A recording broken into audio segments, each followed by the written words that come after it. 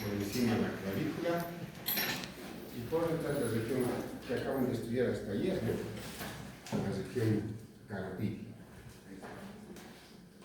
Todos estos límites, hacia abajo, la cara superior de la clavícula, hacia atrás, el borde anterior del músculo trapecio, y hacia adelante, el borde posterior de este músculo, que lo van a estudiar profundamente. ¿Vale?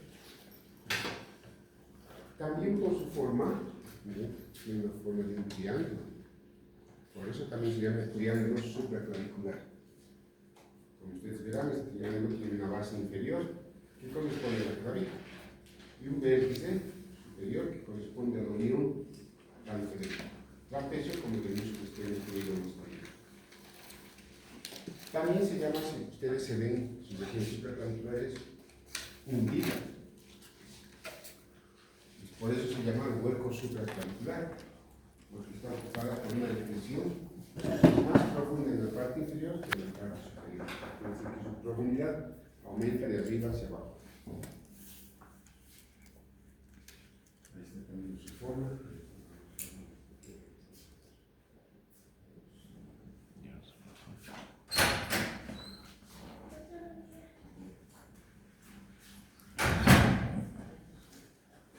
Esta es su forma para que no se olvide, ¿no ves?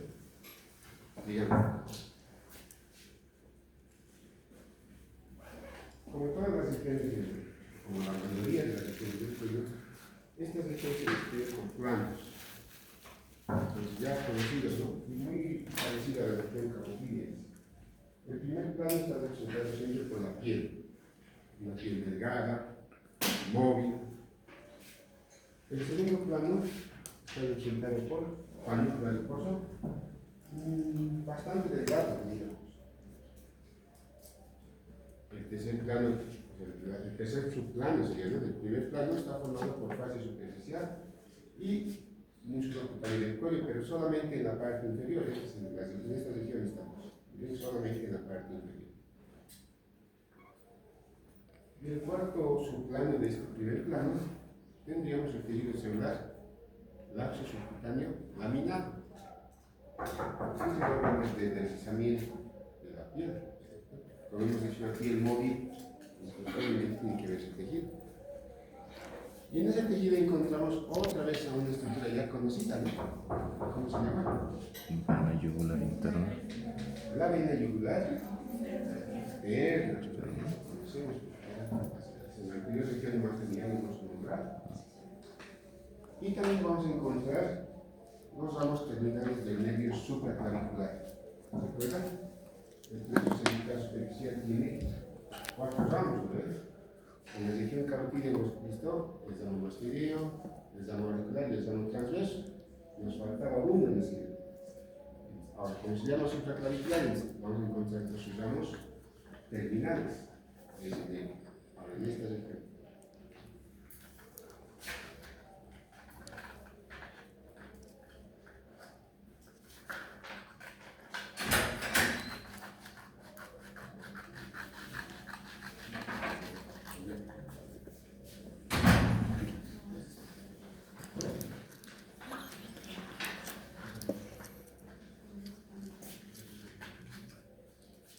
El segundo plano está representado por la primera aponeursis que tiene el cuerpo.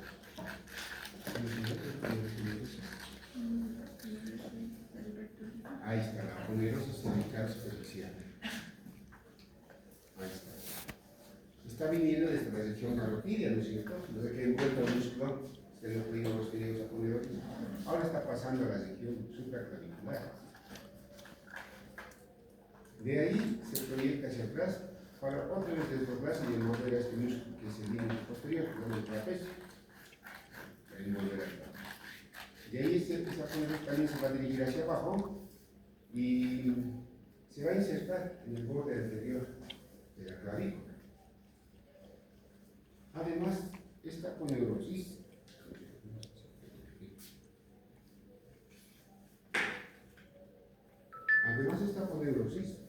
justo cerca del ángulo anterior inferior de la región, como es un triángulo, tiene el ángulo superior, posterior inferior y anterior inferior cerca al ángulo anterior inferior es perforada por la vena yugular externa. Y justo en ese orificio presenta un engrosamiento de la aponeurosis, que se nota bastante bien acá. Se llama letridia falciforme. Ese letridia falciforme es como el ojal de su mandíbula, está bordado, ¿no ves? Se ve, está bordado. Igual presenta aquí un engrosamiento, pero a este nivel ya no está bordado, ¿no? Es que se llama el despliegue falciforme, que refuerza el orificio de entrada por donde atraviesa esta vena yugular externa. En el tercer plano también podemos encontrar lo que ya conocemos, el músculo homoyoideo y su aponeurosis. ¿Qué vientre del homoyoideo estamos viendo? Vientre posterior o inferior. Y sabemos que los músculos inferiores están envueltos por la aponeurosis cervical. Media. No. ¿Cómo aponeurosis? Media. Los músculos inferiores están envueltos por la aponeurosis cervical media. Eso se describe acá. El músculo homoyoideo y la aponeurosis cervical media. Ahora, cuando ustedes han estudiado triángulos del cuello, han estudiado que es el triángulo posterior, ¿ve?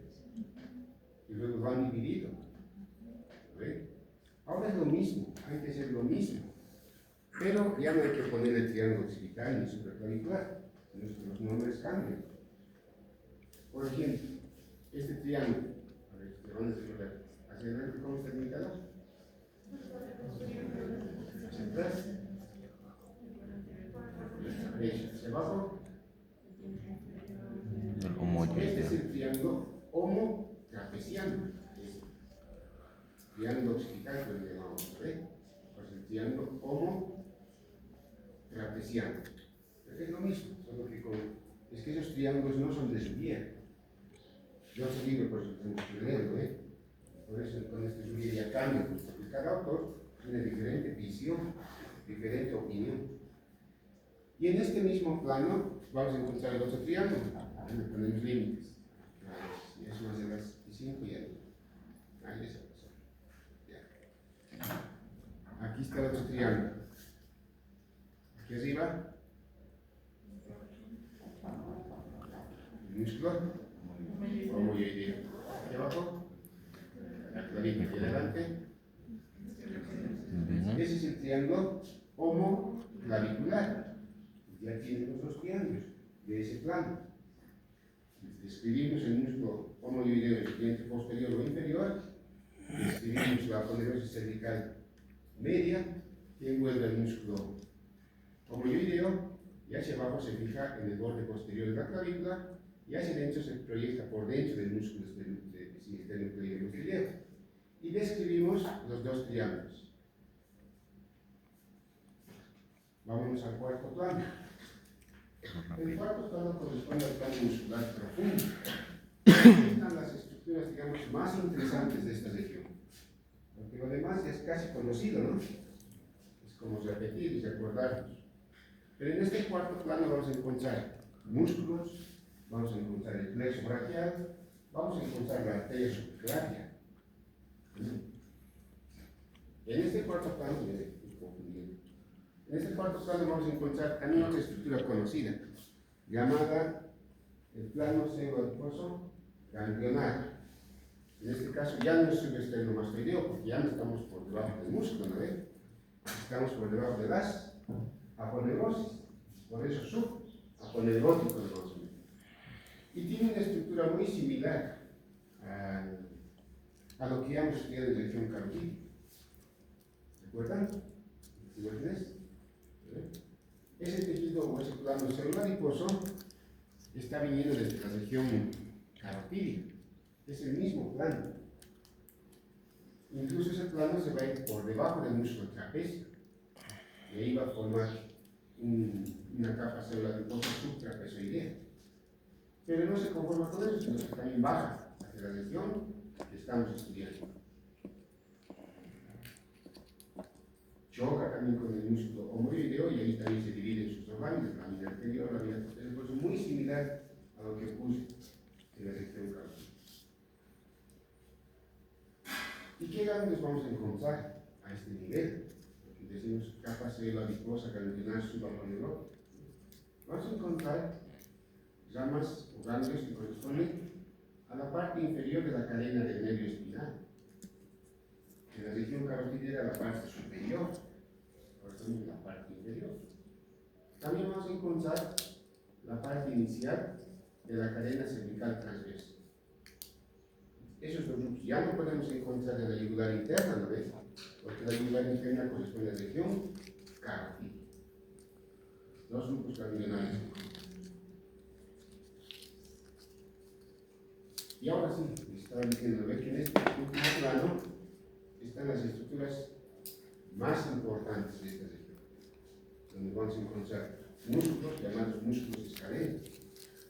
Vamos a encontrar la arteria subclavia y vamos a encontrar el flexor braquial, que es lo nuevo que hay que aprender. Entonces empezaremos por los músculos escalenos.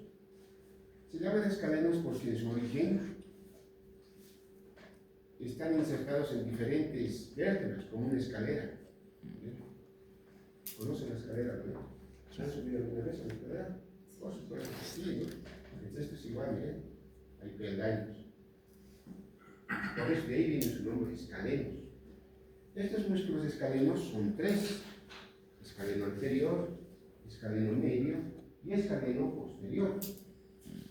Están situados a cada lado de la columna vertebral, desde la columna vertebral a cada lado. Se extienden desde estas vértebras cervicales hasta la primera o segunda costilla.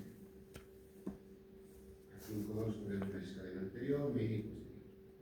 Ahora, hablaremos del escaleno anterior. El músculo escaleno anterior se va a originar en las apófisis transversas de las siguientes vértebras cervicales: tercera, cuarta, quinta y sexta vértebra cervical. Ahí se va a originar, tercera, cuarta, quinta y sexta. Pero ¿dónde? ¿En qué parte de las apófisis transversas? Porque ustedes saben que esas apófisis transversas tienen tubérculo anterior y tubérculo posterior, ¿no ves? Estas se van a originar en el tubérculo anterior, sea en su cara externa y en su cara posterior, o sea en su vértice y en su borde inferior. En cualquiera de esas partes se van a originar estas lengüetas tendinosas. De ahí se van a dirigir hacia abajo y hacia afuera y van a originar, se van a unir para dar origen a este cuerpo muscular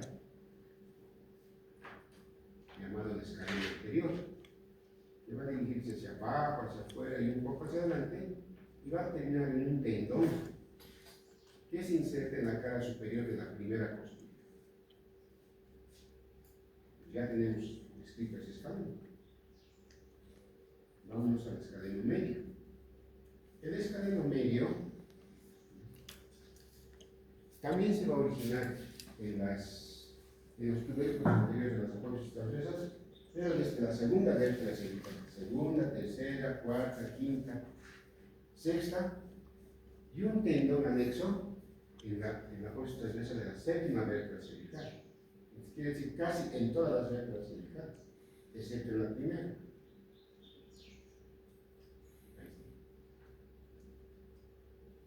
¿A qué nivel se va a originar? A nivel del borde externo del canal transverso. Cuando ustedes han descrito apófisis transversa, han descrito los tubérculos y han descrito el canal transverso. En ese borde externo que tiene ese canal, ahí van a originar estas lengüetas tendinosas del escaleno medio.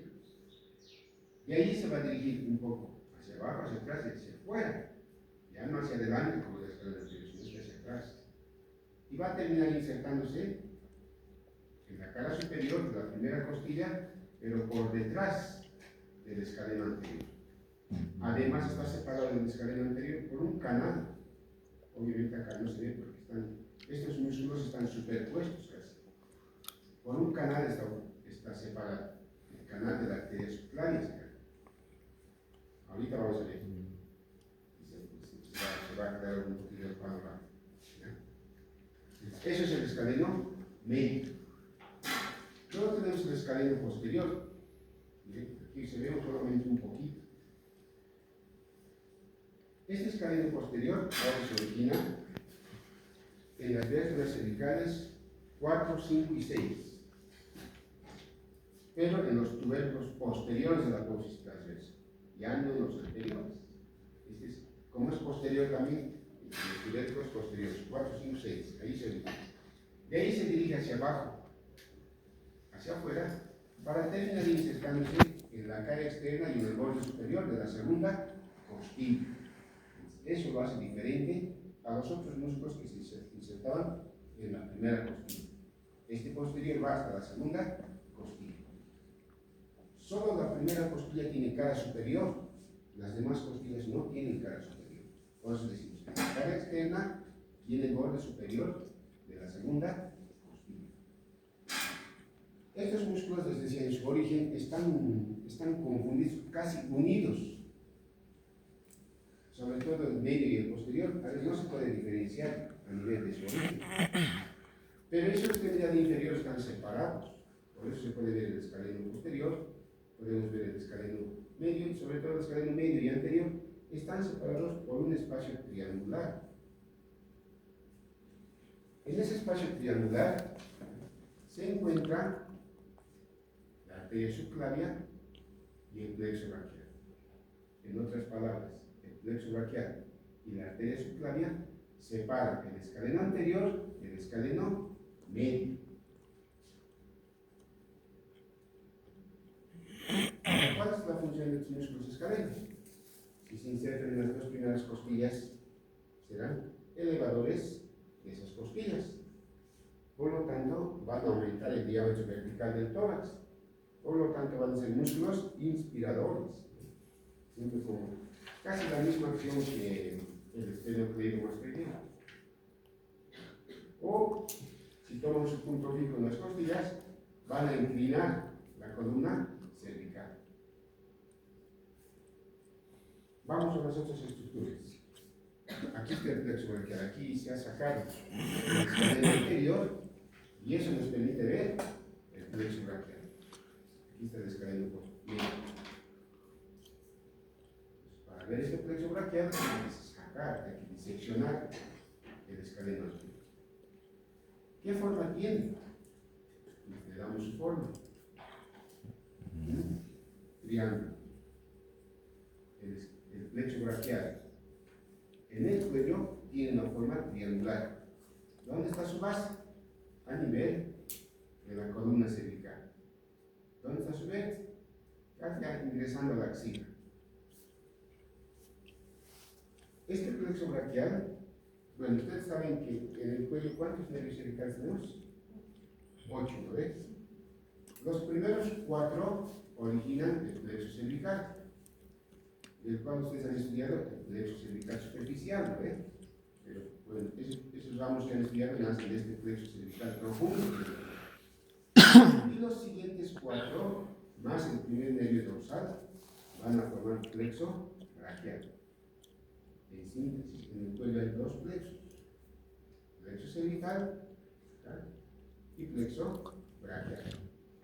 Veremos cómo se forma ese plexo braquial.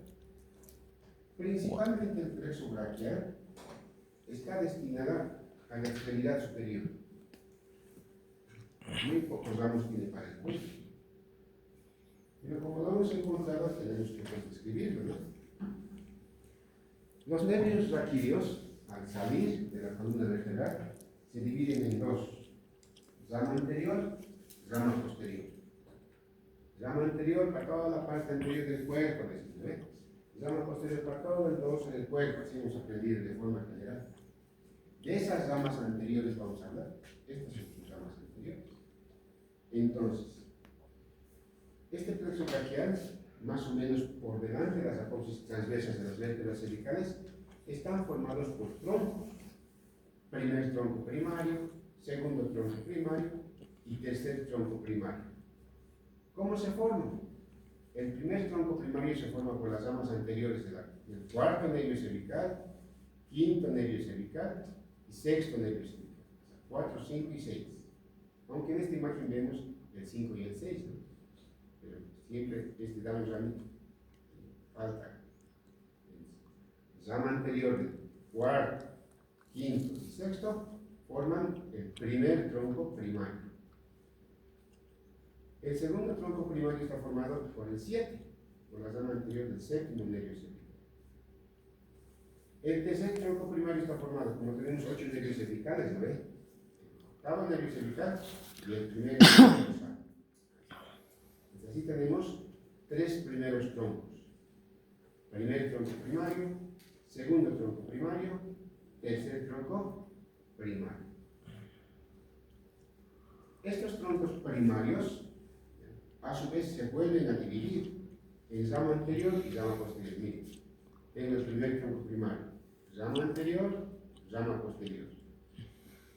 Segundo tronco primario, rama anterior, rama posterior. Tercer tronco primario, rama anterior, rama posterior.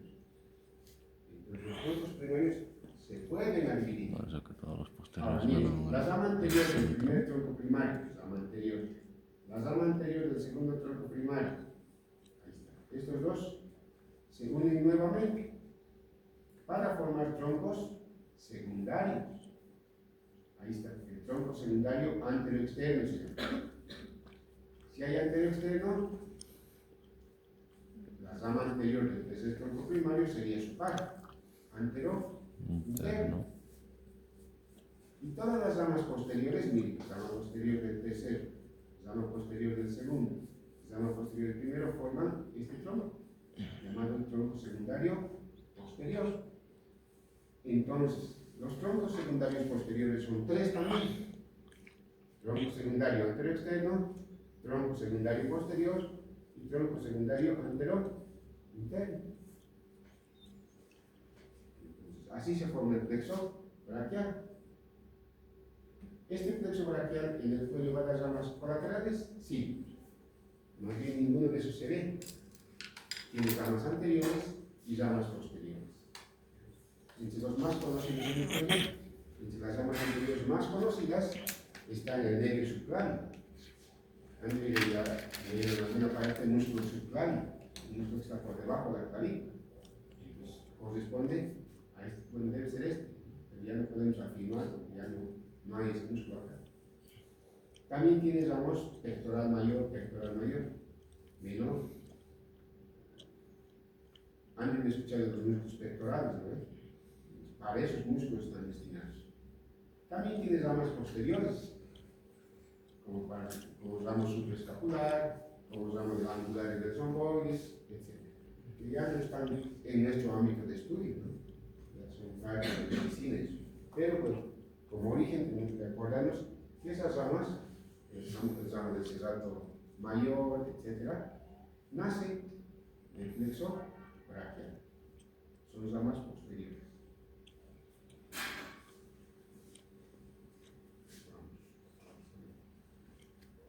Ahora, ya conocemos el plexo braquial. Aquí estamos, plexo braquial. Ya sabemos que aquí, por delante del plexo braquial y delante de la subclavia, se encuentra el escaleno anterior. ¿Lo ven? Ahora, la arteria subclavia, ustedes saben, tiene diferente origen en el lado derecho y en el lado izquierdo. En el lado derecho, ¿de dónde se origina la subclavia? ¿De dónde? ¿De lado derecho? Arteria, ¿ven? Eso hay que volver a recordar. Es lo mismo que la carótida primitiva, ¿no ven? En el lado derecho la carótida primitiva se origina del tronco arterial brachiocefálico y en el lado izquierdo del callado. Lo mismo sucede con la subclavia. En el lado derecho se origina del tronco brachiocefálico arterial y en el lado izquierdo se origina directamente del callado de abajo. Pero callado con Y, en algún examen he visto, en esta semana, callado con L. Es como decir callate. No puede ser eso, no hay esa estructura, callado. Callado con Y. No hay que equivocarse. A ver, veremos si tenemos eso. Aquí está. Aquí están las subclavias. Subclavia derecha, tronco brachiocefálico, arterial. Subclavia izquierda, directamente del callado de la aorta. Por lo tanto, igualmente que en la teoría definitiva, entre estas dos subclavias va a haber diferencias. Diferencias de origen, diferencias de porciones, diferencias de relaciones, diferencias de profundidad, etc. Bastantes diferencias va a haber entre las dos, comparándolos. Diferencias de longitud también. Aquí está, aquí podemos ver cómo la arteria subclavia, aquí está el escaleno anterior, aquí está el escaleno medio, cómo la arteria subclavia está pasando entre el escaleno anterior y el escaleno medio. Ahorita nos va a servir eso. ¿De dónde a dónde se extiende la arteria subclavia? Desde su origen,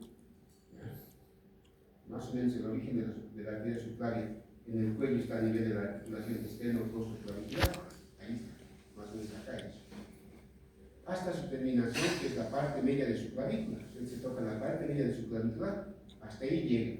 Todo eso se llama arteria subclavia.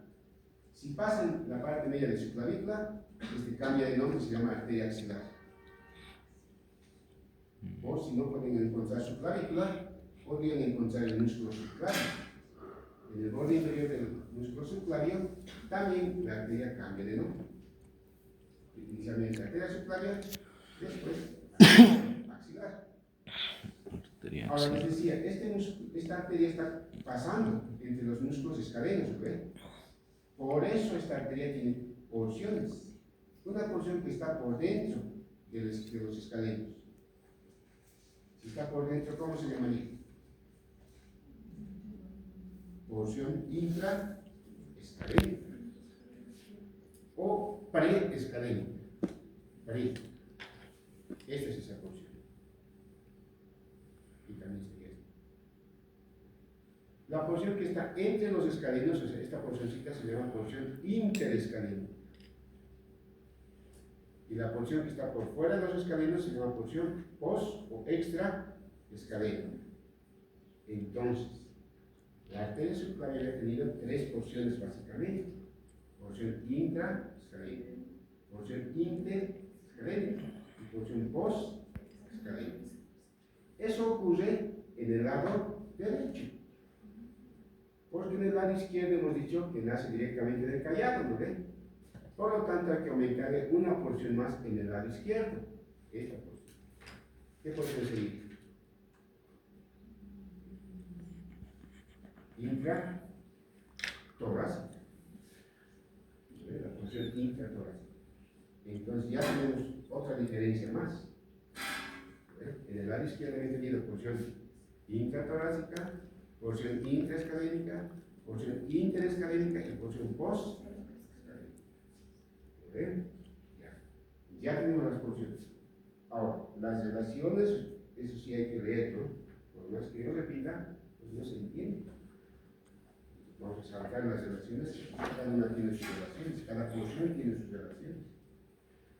Pero diremos que las ramas colaterales de la arteria subclavia, del 100% de ramas colaterales que tiene, el 90% nace en la porción intraescalénica. Y solamente el 10% van a ser en la porción inter o extraescalénica. Casi todas nacen acá. ¿Cuáles son esas ramas colaterales? Son varias ramas colaterales que vamos a ver. Una de ellas es la arteria vertebral, que ya habrán leído un poquito, ¿no ven? En la región carotídea. Yo mismo les he dado la primera vez, la región carotídea. Y les he dicho que la arteria vertebral puede describirse en la región carotídea. Y han leído seguramente un poco. Esta arteria vertebral,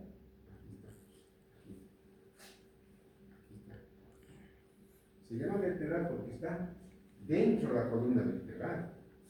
¿Cómo llega ahí? Después de originarse en la cara superior de la arteria subclavia, en su porción intraescalénica, asciende por delante de los músculos prevertebrales, entre los músculos prevertebrales y el escaleno anterior, ahí asciende. y alcanza 1, 2, 3, 4, 5, 6. Alcanza el agujero transversor de la sexta vértebra cervical. El agujero transverso de la sexta vértebra cervical. ¿Dónde está el agujero transverso? En su apófisis transversa, ¿no ve?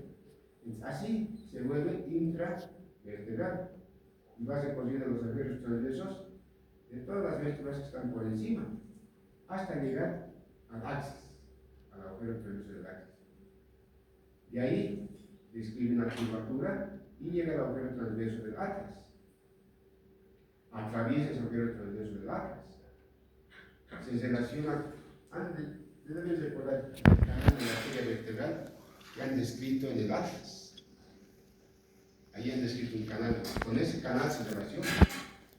Luego se dirige hacia el agujero occipital, atraviesa el agujero occipital, contornea el bulbo raquídeo, llega al bulbo protuberancial y ahí se unen las dos vértebras para formar este tronco arterial llamado el tronco basilar.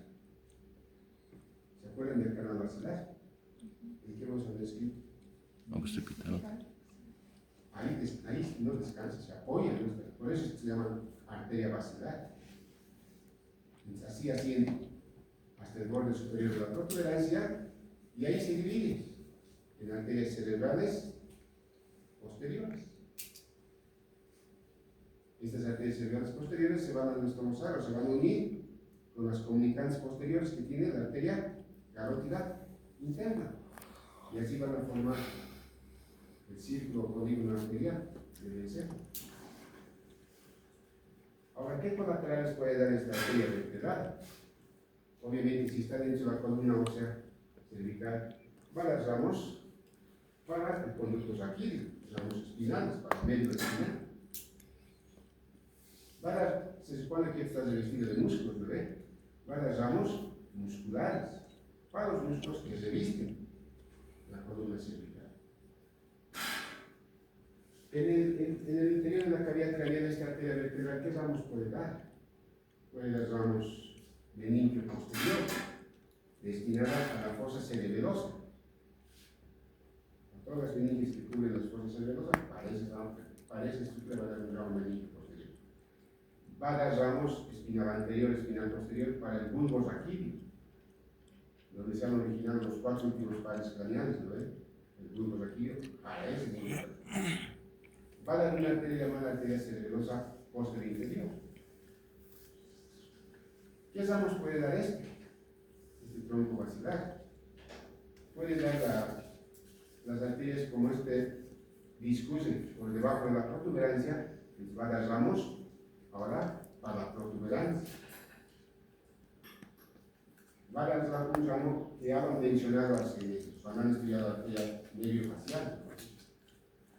El nervio facial, cuando ingresa al conducto auditivo interno, se relaciona con la arteria auditiva interna, dicho, ¿no? Esa arteria auditiva interna nace de este tronco. Va a dar las arterias cerebelosas anteroinferiores, arterias cerebelosas superiores, y luego ya recién les va a mostrar sus ramas terminales, las cerebrales posteriores. Es así, tiene un trayecto bastante largo, así como la facial más o menos es. Un trayecto bastante largo y da bastantes ramas colaterales en su trayecto. Luego tenemos la arteria torácica interna, o lo que llamamos la arteria mamaria interna. Esta arteria, como se llama torácica, después de originarse en la arteria inferior de la arteria subclavia, un poquito por fuera del origen de la arteria vertebral, va a descender, va a atravesar el orificio superior del tórax. En el orificio superior del tórax va a estar por detrás de esta vena, que es la vena subclavia. Y va a pasar por los cartílagos costales, y va a descender 1, 2, 3, 4, 5, 6, hasta el sexto espacio intercostal. Hasta ahí va a llegar, y ahí se va a dividir en una rama externa y en una rama interna.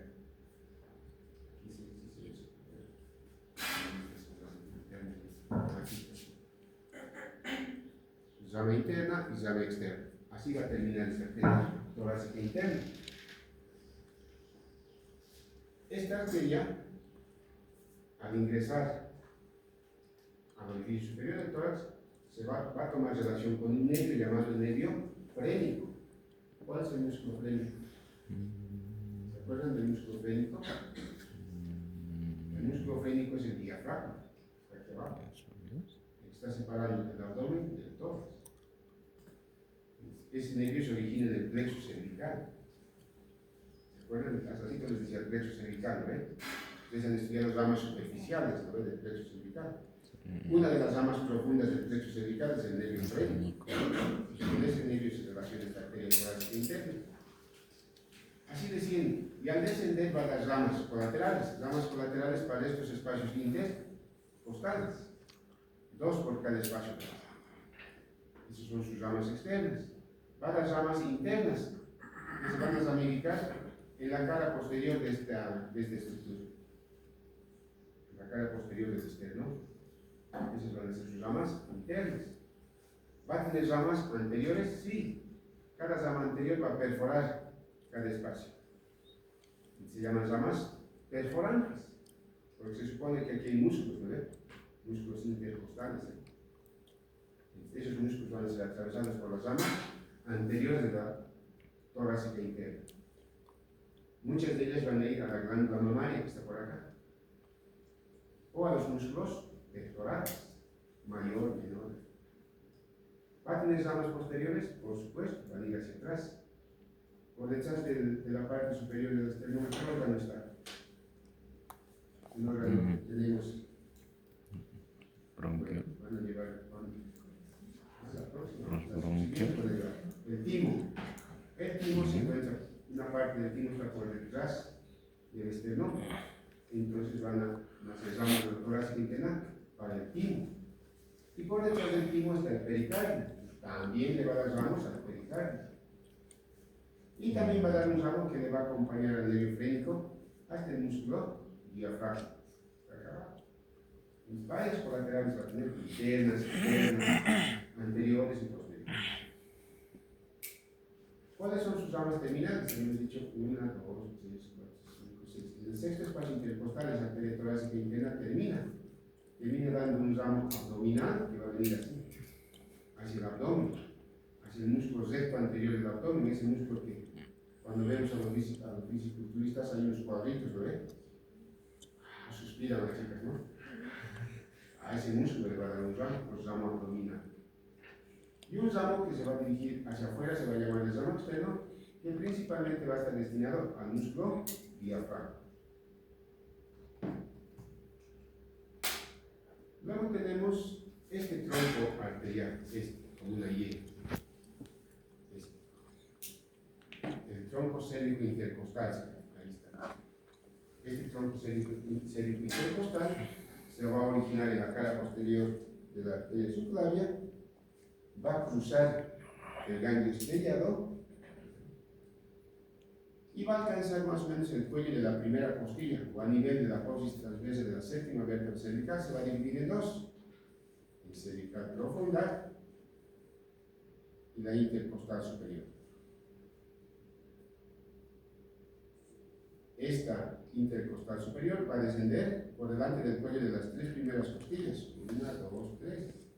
Va a llegar hasta este espacio que falta, aquí aumentando, hasta el tercer espacio intercostal va a llegar.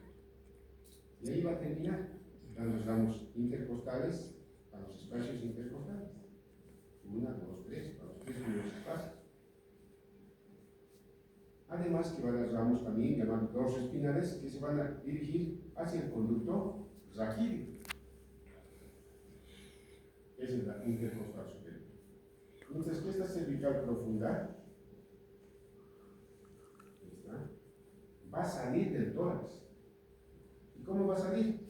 Va a salir atravesando entre el cuello de la primera costilla y la apófisis transversa de la séptima vértebra cervical, así va a salir. Y así por encima de la columna cervical va a terminar en los músculos vecinos. El músculo transverso espinoso, hay un músculo que va entre esta espina y esta apófisis transversa, son músculos transversos espinosos. Ahí va a terminar. Y hay un músculo ahí complejo mayor que ya nosotros no lo estudiamos, porque entre esos dos músculos va a ir acabándose esta arteria y llegando a sus músculos. ¿Qué otro ramo colateral tenemos? Este tronco.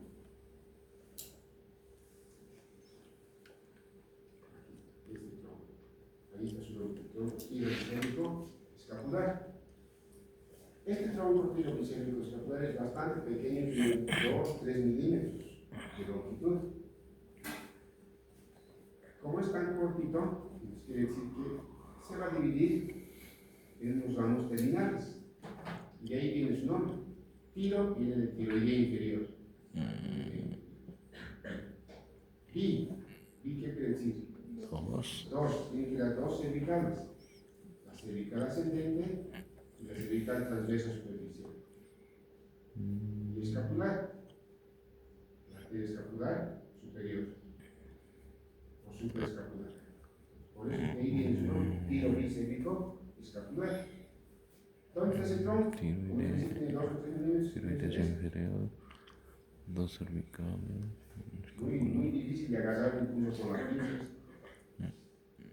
Entonces hablaremos de la primera rama terminal, la tiroidea inferior. ¿Se acuerdan de la tiroidea superior, no ve? La tiroidea superior es la primera rama de la carótida externa, ¿no ve? Este es su párpado, la arteria tiroidea inferior. Esta arteria tiroidea inferior, después de desprenderse de este tronco, asciende entre el músculo escaleno anterior y los músculos prevertebrales por fuera.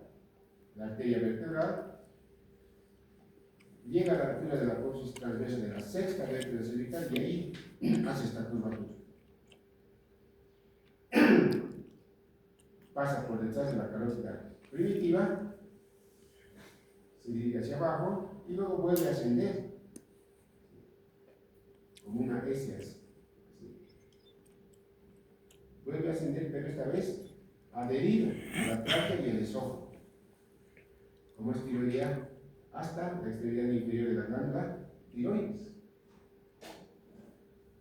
En el curso de su trayecto, las ramas colaterales, por supuesto, si se relaciona con músculos, hemos dicho, entre la escalera anterior y los músculos prevertebrales, nos van las ramas musculares. Si se adhiere a la tráquea y el esófago, van las ramas tráqueo-esofágicos. Y uno de ellos discurre con el nervio laríngeo inferior. Sus ramas terminales, ¿cuáles van a ser? No tengo una imagen para mostrarles. Sus ramas terminales van a ser casi muy similares a de la arteria tiroidea superior. Va a tener rama externa, va a tener rama inferior, va a tener rama interna. Se van a ir a anastomosa con las ramas de la arteria tiroidea superior. La otra rama colateral, aquí,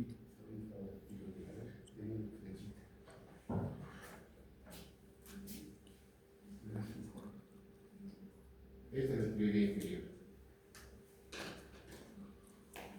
Luego tenemos la cervical ascendente.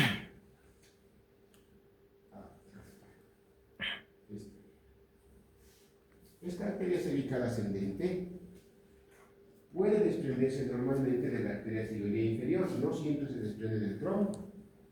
Y aquí está, justo de su curvatura se desprende. Ahí está. Asciende por dentro del músculo escaleno anterior y llega hasta el segundo nervio cervical donde termina. Puede terminar en el tercero, puede terminar en el segundo o puede terminar a nivel del cuarto nervio cervical. En su trayecto va dando ramos musculares, va dando ramos espinales para el conducto raquídeo. Es bastante delgadito. Vamos a ver la arteria cervical transversal superficial.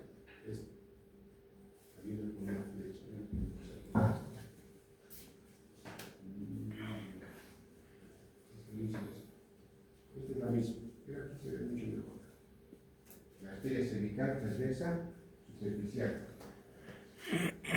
Esta arteria cervical transversa superficial, como su nombre dice transversa, está casi dispuesta transversalmente en relación al eje mayor del cuerpo. Pasa por delante del escaleno anterior, pasa por delante del plexo braquial, se introduce al músculo trapecio y ahí termina, y llegando a ese músculo trapecio. Luego tenemos la arteria escapular superior. Aquí está. Aquí se ve con este perfil. ¿Dónde está?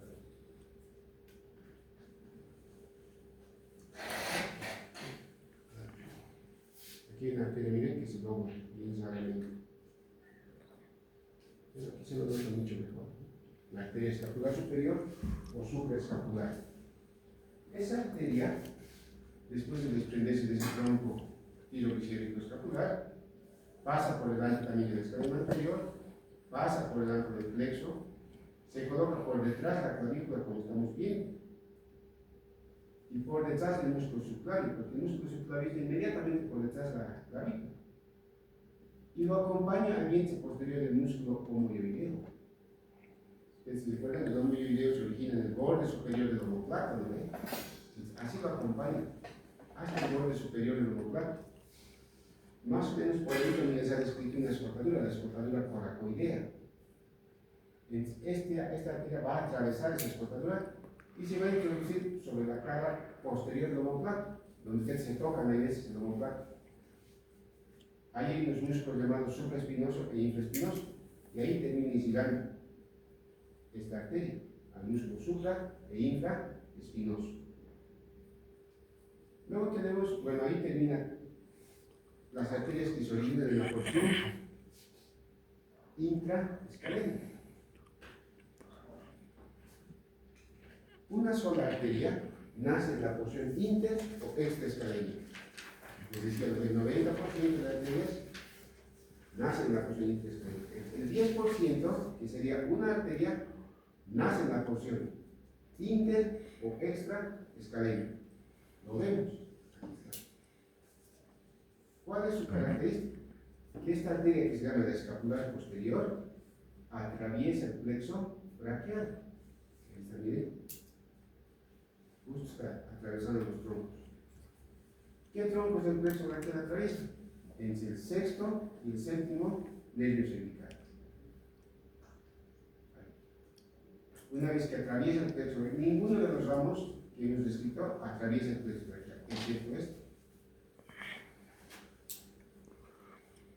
Una vez que atraviesa, cruza la cara anteroexterna del escaleno medio y el escaleno posterior, se introduce por debajo del músculo trapecio, donde da un ramo llamado subtrapezoidea, además que acompaña a la rama externa del nervio espinal, alcanza este ángulo. Este es un esquemático del omoplato, así triangular es el omoplato.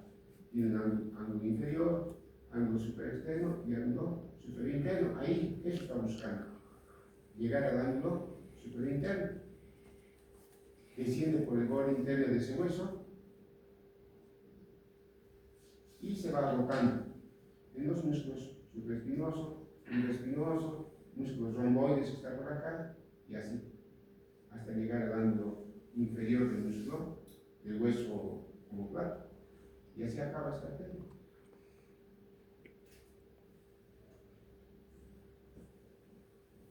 Aquí se lo puede ver. Aquí. Así, pero se lo ve bien poquito. Observación del plexo. Aquí se lo ve algo mejor. Siempre tiene que atravesar el plexo braquial.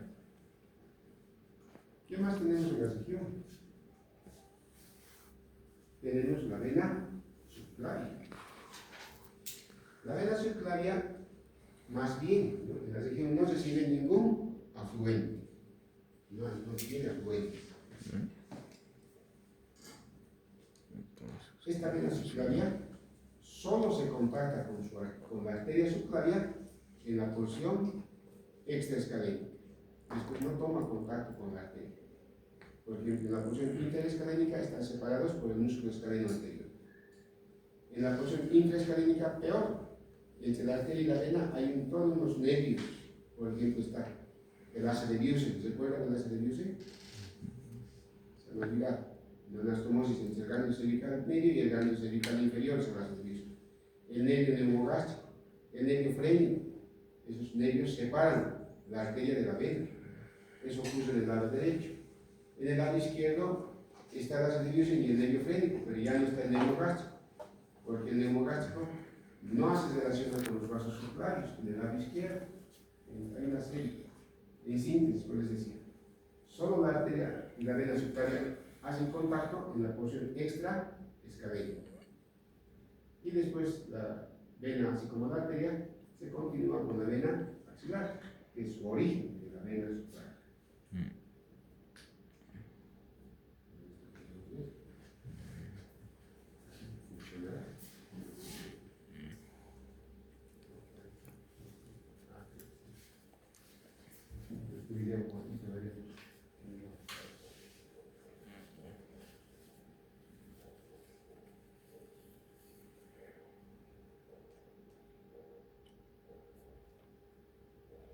¿Qué músculos es ese? ¿Qué músculo es?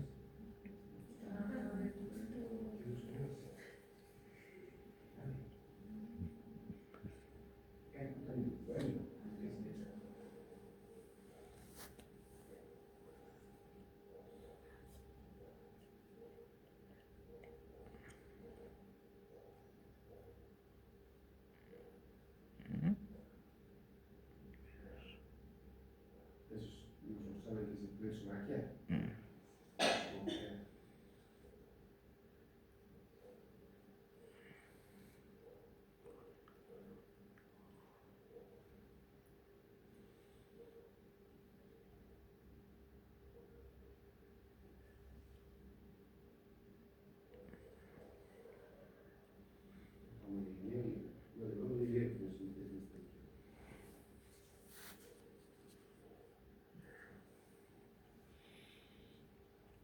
Ahí estamos visualizando.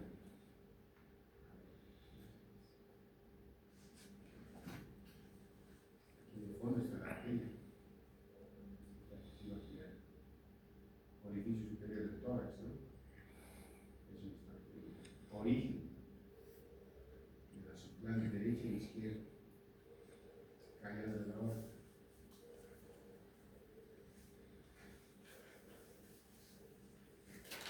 Y ahí está la arteria subclaviana, ¿sí? Así una curvatura dentro del escalero anterior. Plexo braquial.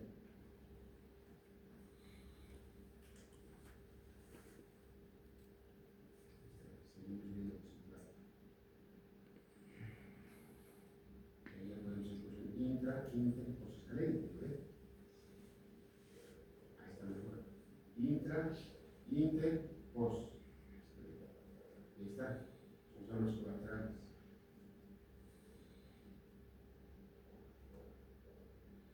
La más profunda, la arteria vertebral.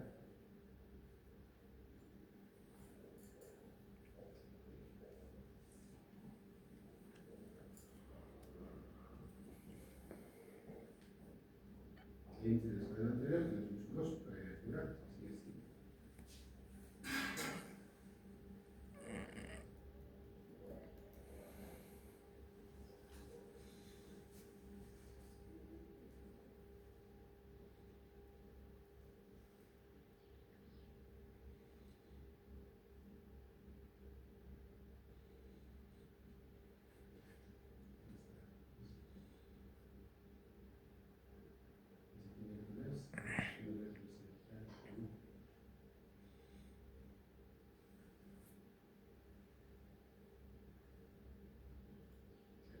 Esas curvaturas de una curvatura tiene vertical y una curvatura horizontal, desciende e ingresa a la caída del trayecto. Por dentro. Ahí están las vertebrales. Y ahí está el tronco vascular.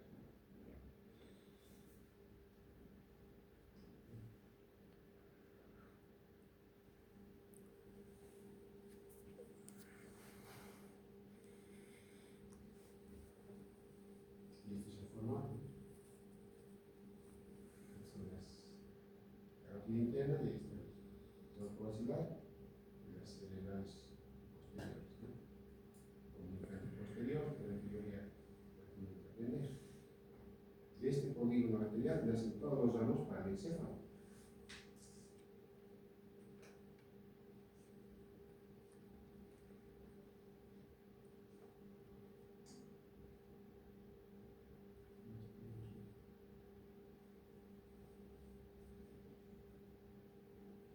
líquido escapular. La arteria cervical transversa superficial, la arteria supraescapular, podemos ver. Ahí está, la arteria tibial inferior y la cervical ascendente. Tibial inferior, la cervical ascendente.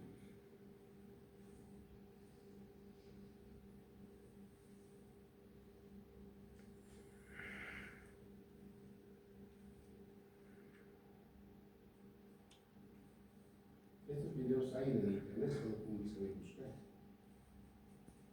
Video de un trauma cervical escapular de cadáver. Ponen la salida. Y eso es esta clase. No es muy aplicativo al área, ¿no? Pero bueno, como está en nuestro territorio,